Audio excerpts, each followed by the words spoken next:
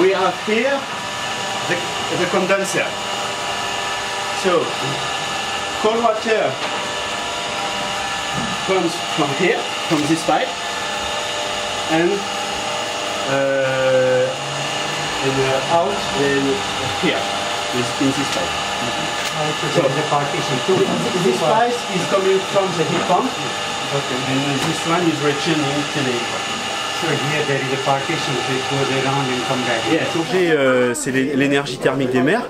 Ça consiste à utiliser une ressource qu'on a à notre disposition qui est l'eau de la mer.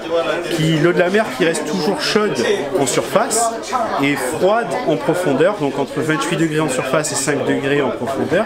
Et on va venir utiliser cette différence de température pour produire de l'électricité. Un peu comme dans une centrale thermique où on utilise la chaleur de la combustion du charbon pour produire de l'électricité. Là, on utilise la chaleur de l'eau de mer. Et donc ici, ce qu'on fait, c'est qu'on teste différents échangeurs de chaleur pour rendre cette technologie viable et compétitive par rapport aux autres.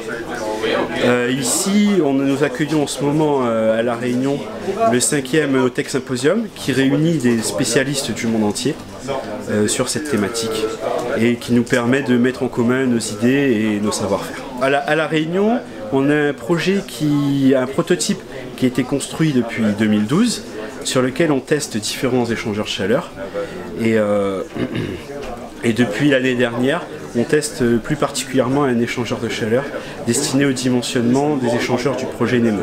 Le projet est-il viable à La Réunion? Alors, il a été démontré qu'on a à La Réunion le potentiel pour produire de l'électricité avec l'énergie thermique des mers. Le seul frein qui reste encore aujourd'hui à la construction d'une centrale est le coût d'investissement initial qui est un peu élevé pour construire ce type de centrale flottante. Mais je suis persuadé que ça reste pour un projet d'avenir pour La Réunion qui pourrait nous permettre de produire une électricité propre, renouvelable et stable.